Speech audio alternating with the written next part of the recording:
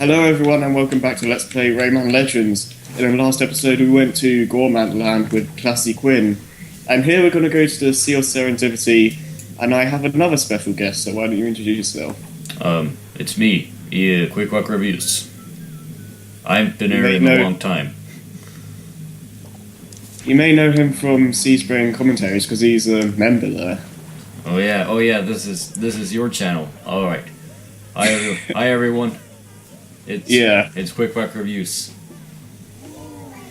It feels kind of weird having like a Seaspring member on like my own channel now. A little bit confusing perhaps. Yeah. And the water world in Origins actually has a lot more underwater elements than the one in Legends does, because in Legends most of the time you're not underwater. Yeah, well I always found the water levels in Rayman Origins kind of annoying, and the music was really annoying. It is really odd. I know you don't own Legends, I know that, but from what you've played of Origins, I know you've completed it, but... I haven't completed Origins. I played most of it. Well, anyways, what are your general experiences with it? With Origins? Yeah. Well, as I said, I have played most of it, and I've experienced most of the memorable parts that people talk about. It's pretty good in co-op, but kind of boring in single player. As how I feel, at least. So it's a better co-op game than, let's say, New Super Mario Bros. Wii, but it's a worse single player game than that game. So I don't know if that makes sense, but that's how I feel, at least. I can kind of see that, yeah. You go ahead. Most of what makes these games enjoyable for me is the attention to detail and everything, and just like the creative level design in general, really. Yeah, it kind of looks like Sonic at times because of the ramps and the kind of like round-shaped, grounds and stuff. Yeah. While Mario is kind of like squared and stuff. This is all over the place. It also feels Sonic-y at times because it's a lot more speedier than Mario is. Yeah, if you remember from Rayman Origins, I don't know if that's in Legends, but you could run up walls at some point, like if you gained enough momentum.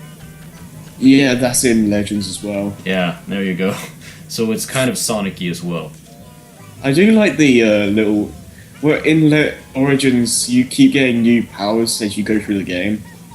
Yeah, that was always one of the things I really loved about that game, because you always had a new thing to look forward to. Yeah. I was kind of disappointed that they didn't do that with Legends, because you have all the abilities you have from the end of Origins, but you don't get any new things. I see. Kind of like Banjo-Tooie, except for the fact that they don't add anything. Like in Banjo-Tooie, I believe you got all the powers you unlocked in the first game, and then they added afterwards even more powers. Yeah. You pretty much, you have everything from the end of Banjo-Kazooie, and then you get tons of new stuff. Which I kind of wanted for this game, but they still have everything they have from Origins, and they basically just expanded upon it, so... Yeah. I guess it's a good and a bad thing. Well, yeah, but at the same time, since they have a lot of the levels from Origins, they had to keep that in mind as well. If they started adding powers that could possibly break the Origins levels in some ways, so they might have had to think about that, and maybe they just didn't bother. I guess so, but if they make a third Origins game to make it a trilogy, I wonder if they'll bring that back to have like new powers as you go through the game. I guess, but didn't you say at some point that Ubisoft were planning to make a fourth Rayman 3D game, or I guess a third one since the first one was 2D, but not after Legends completion? Well, not. Well, they basically said after they finished the Origin series, they'll make a Rayman 4, but they didn't say if Legends was the last game, or they're going to make a third, I don't know. I don't really know how well this game did, especially considering that really stupid delay. It is a really good game, but I don't even know how well it did. No, financially. I mean it came out around the same time as Grand Theft Auto 5, and that is that is possibly the fastest selling game of all time. So, so it's hard to imagine that Legends really did that well. Maybe among kids, but Origins did pretty well, like in general, as far as I'm concerned. I may be wrong on that, but I think if it got such a big sequel like Legends, I can imagine it did pretty well. Yeah. Origins sold like 2 million, didn't it? Yeah, I don't really know. Mm. I think it did pretty well. Mm. I'd want this game to do well because it's a really solid platformer. Yeah, but I'm getting really sick of 2D platformers. That's basically the only thing platformers get nowadays. Is like the only 3D platformer nowadays is Mario and Sonic, and even those games are starting to seem like 2D games. Mm. Yeah, that's something that we actually talked about when I'd actually talked about with Andrew in the last episode, because there's way too many 2D platformers nowadays, and I think they should calm down about that and just make more 3D things. Yeah, they announced at least 2D games at Nintendo's E3 press conferences here. Like there was what was it? There was the Yoshi game, and then there was the Kirby game, which wasn't a platformer, but it was 2D. Mm. Yeah, I feel we're getting way too many 2D games recently. Yeah, there's always at least one or two each year from Nintendo, and adding that up, there's at least one or two from a third-party company as well. And the indie developers that's really the only thing they can make nowadays is if they're gonna like make a compelling art style, they can really only make these kinds of games. Yeah, I kind of miss it when during the N64 and PS1 days, which is like Mario 64 basically made the foundation of 3D, and everyone went crazy about it. But now it's just like really silent. Yeah, but when that foundation was like set, they made a lot of shitty games as well. But with 2D games, it's kind of hard to do that nowadays because pretty much every developer knows how to make a 2D game now. At least it seems like that. Yeah, I think most of the reason is paranoia, because it's a lot easier to make a bad 3D game than a good one. Yeah, because everything is like multiplied. Yeah. Yeah, but I just really it seems like they are making these just to make games faster and not get bad reviews, because I don't know, I think they should just take their time and make some good 3D games for once. Yeah. By the way, no, you go ahead. I would actually love to see what the developers would do with a 3D Rayman game in this day and age. Yeah, I mean, I always love when they introduce 3D games with like cartoony art styles on this new generation of consoles, because it always has this really cool look to it, like with Kingdom Hearts 3 and hopefully the new Mario game and the new Zelda game, not to mention. They all look really cool, but there are so few of them, so it's really a rare thing nowadays. Yeah. By the way, I heard the new Sonic game sucks from people who have played it. So. Oh, Sonic Boom. Yeah, Sonic Boom. I'm more one to wait until I play it myself, but yeah, I don't want to waste my money. Sides at this point. Yeah, I get you, but I don't want to waste my money like I did with Sonic Lost World. Even though I probably would have bought that game anyway, but you see what I mean. Well, I just buy Sonic in general just because, well, that's what Sonic fans do.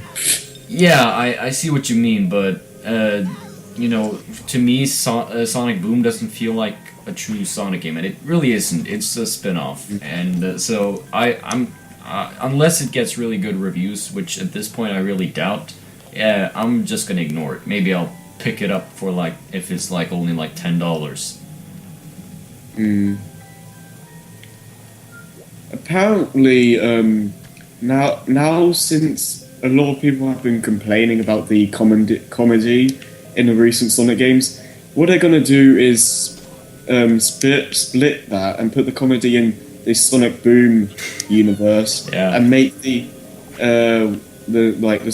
main continuity like more adventurous and less comedic. That sounds good, although why can't they just get rid of the comedy in general? If it's bad, like people say it is, and I agree, why can't they just get rid of it altogether? It's not going to benefit anyone to have bad comedy in anything. Yeah, I think it's mainly because Sonic Boom is mainly targeted towards younger audiences and people who, in general, may have not even played video games before. Yeah, but you know, kids should be respected enough to actually get some decent humor in their shows. And the most memorable shows have things that both kids and adults can enjoy without being too explicit. So I think I think that's just laziness, honestly, to have it being a kids show as an excuse to make the comedy of poor quality. Hmm. That's true. I wonder what they're actually going to do for the next 3D Sonic game, because they've said it's going to be a completely new playstyle again. Really? I think Yeah. the what was his name? The Sonic guy. I can never remember his name, but I think it was Izuka or something. Yeah. Yeah. He said something about that the game would retain the original kind of, not the original, but the classic, you know, the Sonic Generations modern style that we all, you know, have grown to love. I think they were going to play it safe now. Not safe in the classic sense, but safe in the sense that they've been doing ever since Sonic Unleashed, I guess. Huh. So they're not So- gonna break any boundaries, but that's all. That's how I interpreted it. He only said it will retain the same kind of style that we've grown to love over the years. That's all he said, really. So you can interpret it however you want. Well, do you think they'd ever make a Sonic for Episode 3? Because, to be honest, considering how the Sonic 4 series has been doing recently, just in general, I kind of doubt it. Yeah, well, I wouldn't say recently, but you know, I don't think they will, because Sega really don't have the money anymore to continue such a failed project. So Yeah, that's as true. much as I'd like them to conclude the Sonic 4 saga, I don't see them doing it. And Yeah. yeah. I thought episode 2 was fine. So I don't Episode 2... I personally I would like to see like what they do for episode 3. Yeah, episode 2 improved on a lot, but I still think they have a long way to go before making it like a true successor to the classics. Yeah, but I never really saw it that way. I saw it more as a finally we get a 2D Sonic game on a console. That's how people thought of it when it came out, but now we get 2D games up the ass on consoles all the time, so now the novelty of that is just gone. So now people are trying to imagine it as the successor to those games, and then it just doesn't work, because it will never have the same impact, because, you know, that's pretty obvious. Even if the game is really, really good, it won't have the same impact. People will always be disappointed. Yeah, I just feel that they should have made it like the same way they did with Sonic 3, where it had cutscenes that link into the other zones, and just like the way they had the special stages as well, Yeah, and things like that. yeah, I totally agree. That's one thing people fail to realize at times, is that Sonic games have been cinematic since even Sonic 2, at least Sonic 3. I don't really remember the Sonic 2. Yeah, I think it was just Sonic 3, but some people think that Sonic games shouldn't have a story when one of their favorite games, probably like Sonic 3 and Knuckles, is one of the most cinematic 2D games ever, probably. Yeah, I really least enjoy that platforms. as well, because it makes it feel like dynamic and everything, Yeah, and and it makes it world feel kind of, you know, believable. it makes it feel more connected and all that. Yeah, of course it does. And that's one of the things I wish they'd kept for Sonic 4, instead of just having these 4 random zones, it's like they're taking a step back again. Yeah. I kind of like that they give the player a choice, but at the same time, it ruins the whole immersion of like, this is an adventure. Yeah, it takes like the Mega Man approach. Yeah. Well, the thing with Mega Man, it makes sense. Yeah, because I don't really get it. Because it makes the game funner to play. Funner is not a word. Well, no, exactly. It's just the way the game is like made, I guess, because like you have different power things. Yeah, it has like I get what you mean. It has like a strategic value in that you can pick what powers you want first, and then so in that sense it makes sense, and you can't do the final world until you do all of them. So yeah. But with Sonic, it doesn't make any sense that way. No, I agree. Especially since Mega Man games, they tend to keep the same difficulty for the entire thing, because you can choose which stages to pursue first, but with Sonic, the difficulty kind of gets worse and worse, typically at least. Whereas the first zone is really easy, and then the next zones get harder and harder. Like a traditional game, pretty much. They kind of fixed it in episode 2, because you can't go to Sky Fortress until you do the other 3 zones. No. I just think they should make it like the classics in general. Like, I don't know, maybe you still have the world map, but just make it as streamlined as the others, where you just go through the zones in order, you know. But yeah, I don't think we'll ever see another 2D Sonic game on a console that at least that's Sonic part of the Sonic 4 saga. But just in general, I think they're not going to make any more 2D games that aren't on the 3DS. Would you consider the Sonic 4 series uncanon if they don't continue it? Because the Death Egg Mark II is still in space. I've stopped looking at the Sonic series that way, because it's not made to be a connected storyline. They keep changing, and there's like a million inconsistencies. So if they're gonna tie it all together, like good job. But I'm not gonna be a part of it. I don't really see the point of trying to piece it all together, because it doesn't seem like Sega are trying to. And you know, to answer your question, I don't think it's canon if they didn't even bother completing it. That means they weren't really serious about it to begin with, really. It just seems like a lazy attempt. Yeah, because the little planet is still stuck inside it, so... Yeah, I don't really get what happens to the little planet. We never hear about it in the later games. It's never even mentioned. And what happened about this... They never explain anything that like pops up. They never explain how the towns suddenly go from Final Fantasy to our modern day Earth to Green Hill Zone again. Like, they never explain that. Well, apparently the planet they live on is the same in every game. Yeah, but in some games they call it Earth, while in others they call it Mobius.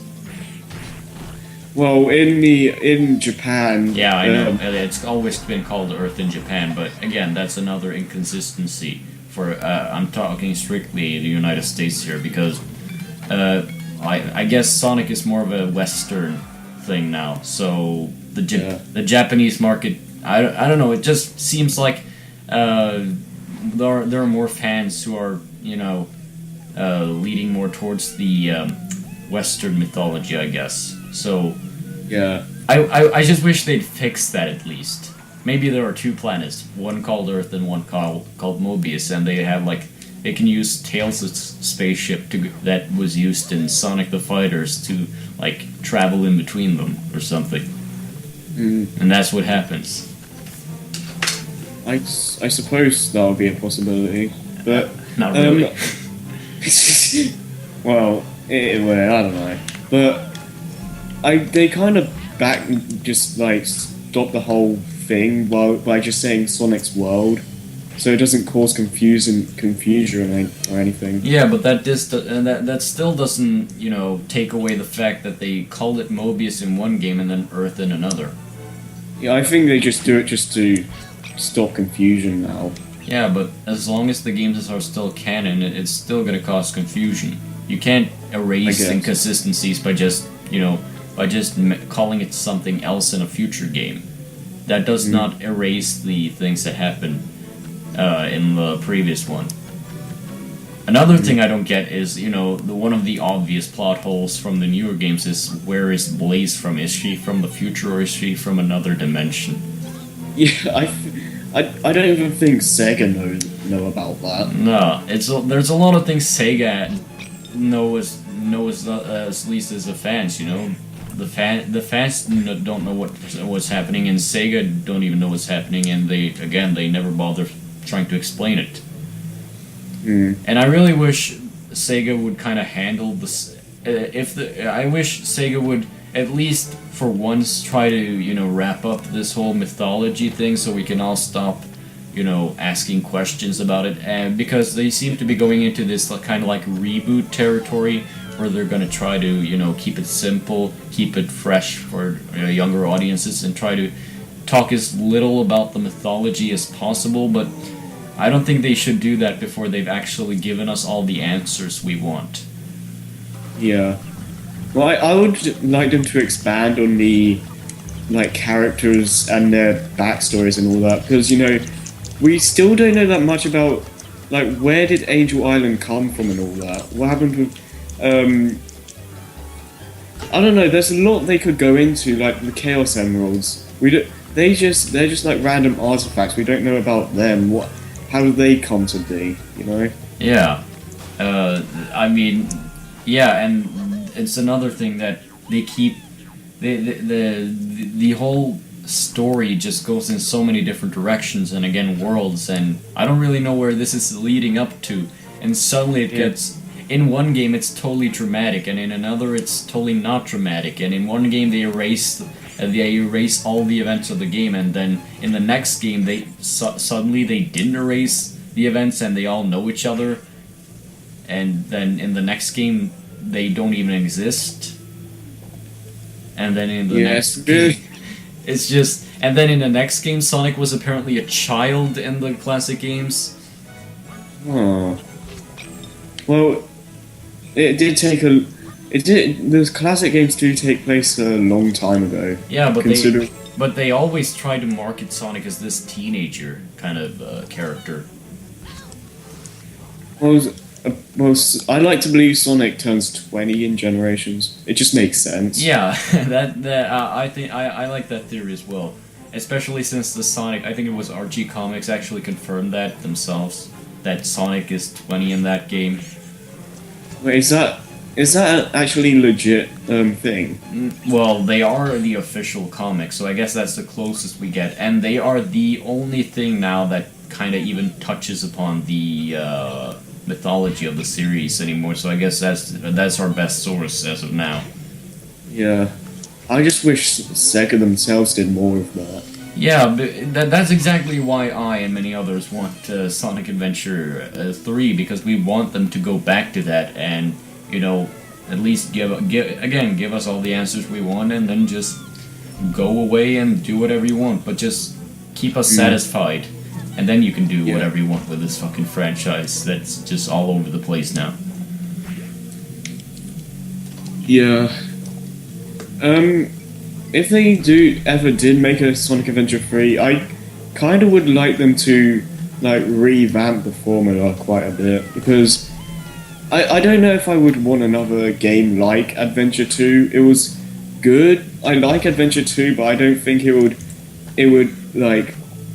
be considered a good game in this day and age if they just made that formula again. Well, the game mechanics of Sonic Adventure 2 were fine. It was more the level design was a little bit restrained in my opinion, and a little bit repetitive for some of the other stages. But I think Sonic Adventure 1's gameplay is perfect. So I don't think But I don't. Again, I don't see how they would be able to convert that into today's gameplay. I don't see how that would be done. That's what I'm mostly concerned, like curious about, because I really want to know how they'll be able to handle a Sonic Adventure game today. Oh yeah, I don't think that if they were to do another Sonic Adventure game, I don't think that it would be the gameplay that would be similar. I think it's more about the story, the characters, and how they're playable, and of course the parallel stuff. I think it's more about the presentation really than the gameplay. I think how I imagine a Sonic Adventure 3 is always that they keep the Sonic Generations gameplay, but they kind of just add the multiple characters and the involved storylines and stuff like that. I guess the closest we'll get to seeing Sonic Adventure 3's traditional gameplay in a modern form is Sonic 06. Yeah, that's like the closest we have right now. Yeah, and I guess that kind of worked if, or at least would have worked if they just taken out all the bugs and stuff. Because that game did kind of play well. I mean, at least I think so. It played pretty well. It was just plagued by these really awful bugs. Yeah, I suppose. It felt like the beta form, or even the alpha form of a Sonic Adventure 3 that would have been amazing if they just worked on it for a few years. Well, enough talking about Sonic for a sec, but in sorry. general... Huh? Yeah, sorry, we were going really off topic now. Well, it doesn't matter. Yeah. But anyways, what are your general experiences with the Rayman series? I played a little bit of Rayman 1 on the Game Boy Advance, which is Rayman Advance. Then I played Rayman 2 in its entirety on the 3DS, and then I played a little bit of Rayman 3 on the PS2, and then I played most of Rayman Origins, and then I did play a demo of Rayman Legends on back in December 2012 when they had the game on display at the Oslo Game Expo. So I played pretty much every game in the series that's like a platformer, but I don't think the Rabbids games matter, to be honest. No, and there's spin-offs. They're party games. None of them are platformers aside from that one Rabbids in Time 3DS game. That was a platformer, I think, but that wasn't a Rayman game. Actually, I think Rabbids in Time was a party game. I think... Yeah, but on the 3DS, it was a platformer. Oh, okay. Well, that's kind of interesting you brought that up, because the Rayman Raving Rabbids game was a platformer, I believe.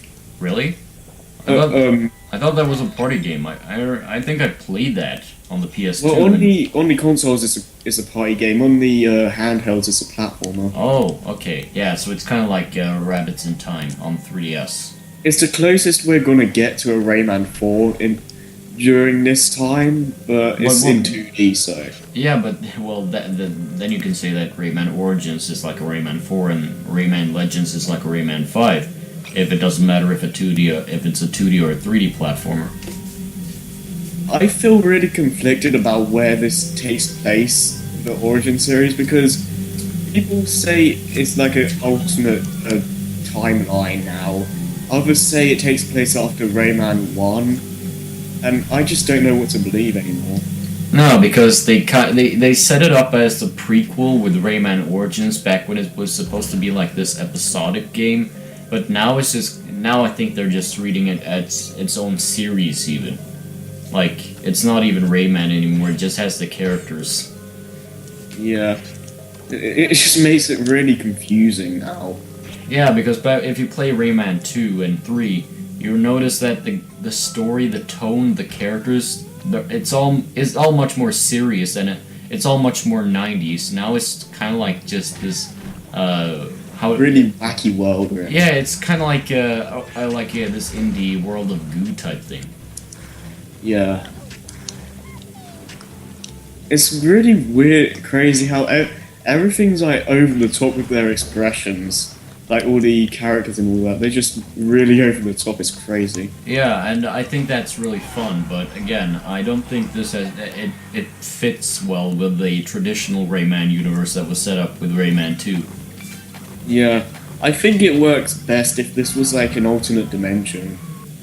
Yeah, and I think it is. Really, I think it just is. Mm. I think we can all just make assumptions because I don't think Ubisoft is going to tell us like directly. Yeah, I don't think it matters even. Yeah, that's true. We don't really play Rayman for the continuity. No, really not.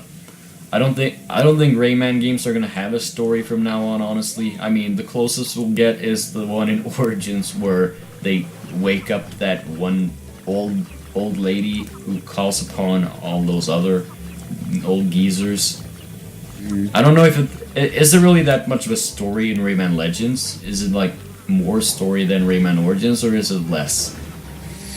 There isn't really much story in this game. It's basically just these 5 evil teensy wizards are out to just destroy the world, go out and stop them. The end. Alright, so yeah, it's pretty much the same deal. Yeah. Only a little more serious than Rayman Origins because that was just plain retarded.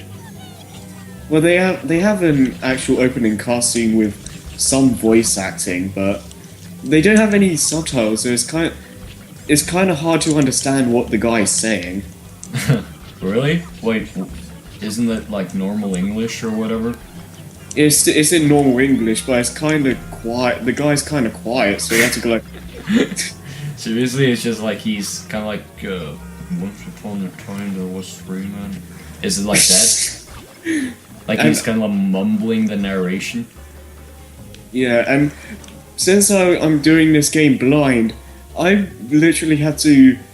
I have my game audio a little bit quieter than I usually would have, so I had to put my ears like right up to the TV. Oh, so maybe that's why. Maybe it's not quiet. It's just like you almost muted your TV. Well, even then, I looked at the footage later and I increased the audio, and it's still kind of hard to understand. Oh, I'll have to check that out later.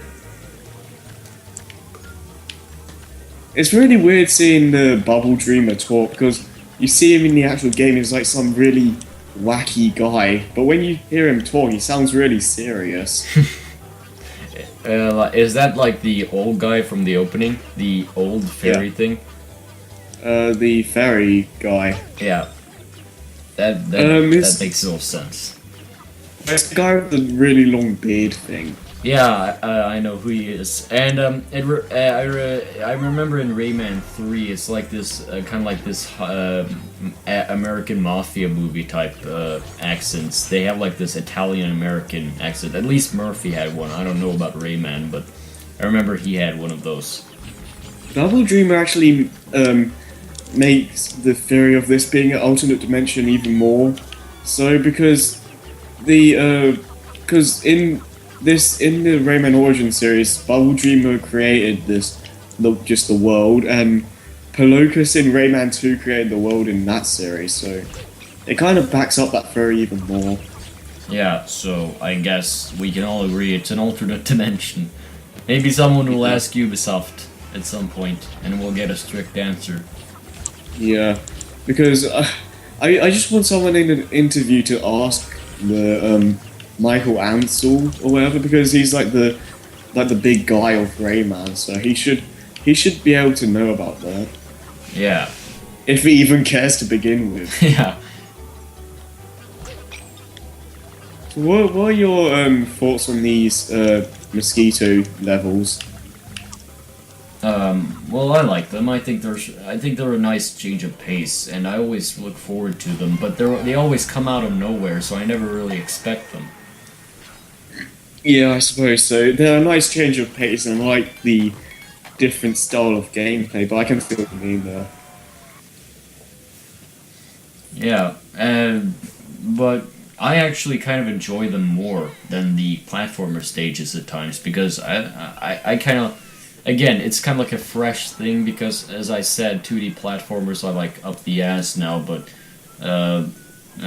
2D space shooters, we don't get those that often, so it's nice to see.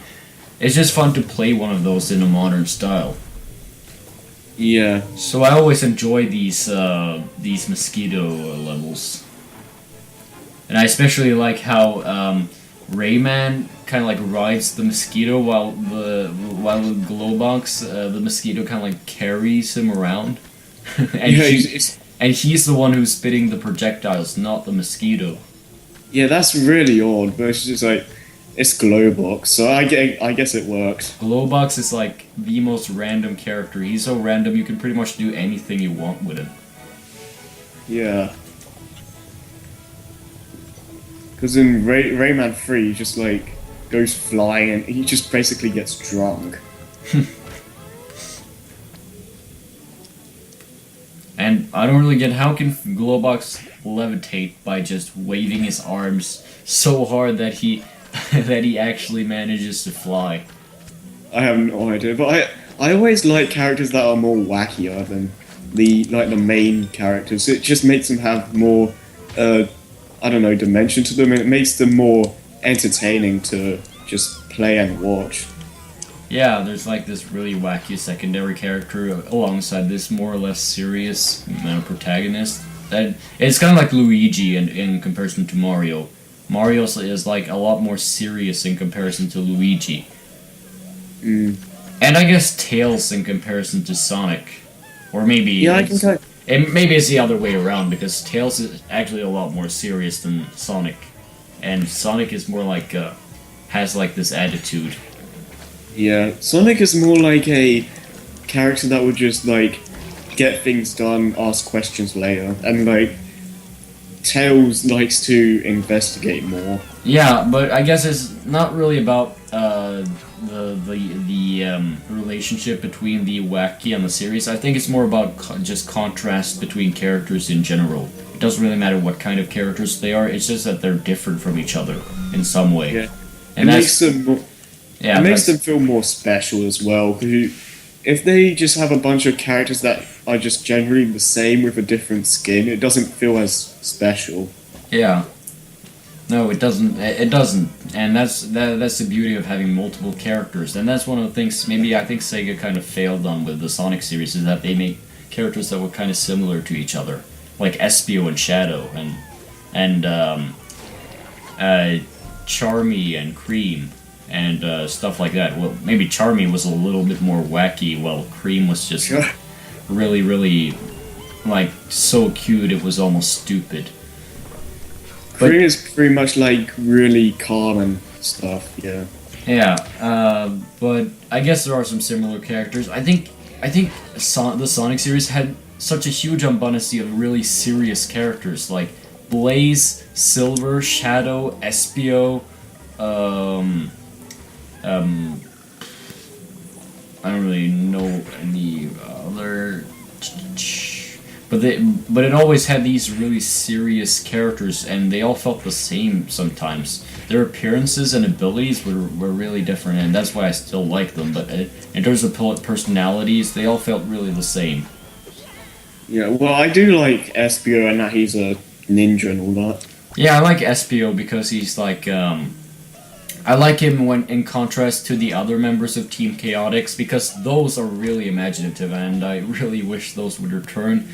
Because they were like three completely different types of characters. Espio was like the serious one, Charmy was like the retarded one, and Vector was like the witty one.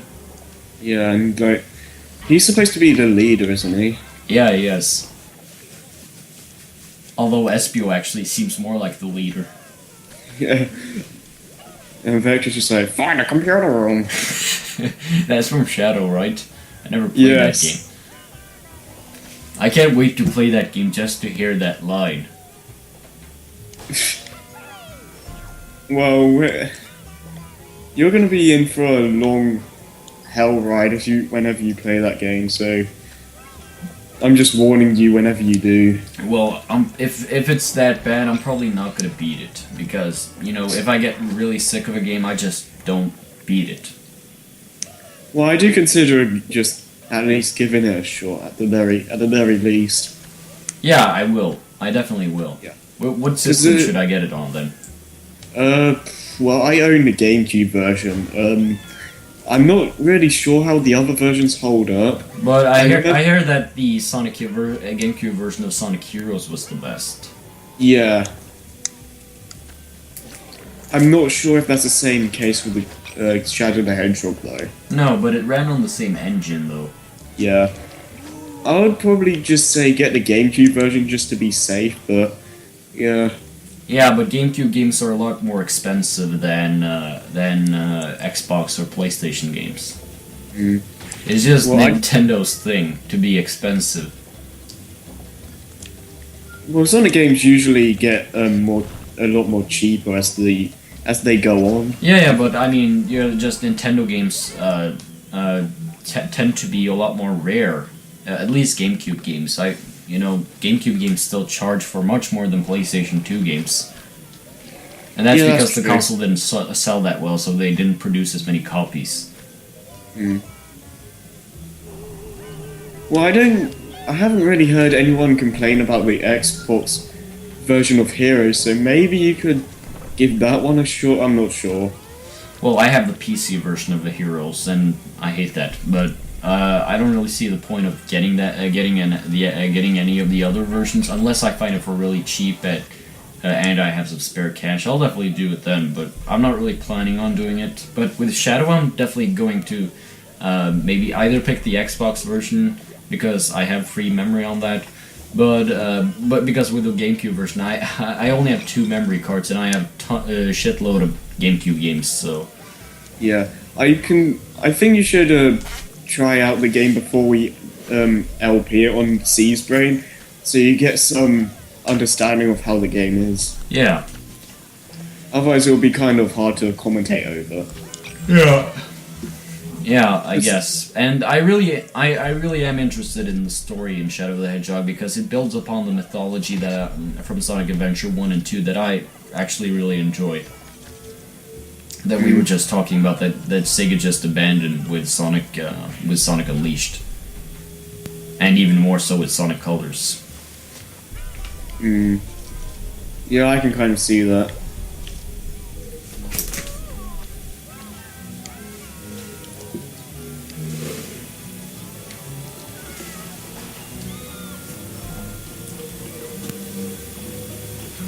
What's that noise in the background? It's just my dad. He always plays music. Sorry. Oh, okay. Nothing I can do about it. Right. Well, what were we talking about the Shadow the Hedgehog? When we're gonna do it, do you mean? No, we were talking about it, weren't we? Oh yeah, we were. Sorry. Yeah, but it basically controls like a speed character in Heroes, generally. Yeah, but how do the guns play? Is it like a normal third-person shooter, or is it like a stupid like half-assed projectile thing? Well, actually, as out of place as the guns are in a Sonic game, the gunplay is actually not that bad, honestly. Some of the more rocket launchers are kind of hard to aim, but the auto-aim guns, for the most part, actually work pretty well. So it's like an auto lock-on system? For the most part, yeah. Okay, so it's not like a third-person shooter. It kind of makes the enemies not that special, to be honest, because you could just run in, have like a random gun and just kill everyone. Like, the enemies don't really feel much different. No, I see. It's like some have bigger health bars than others, but other than that, they don't really feel different.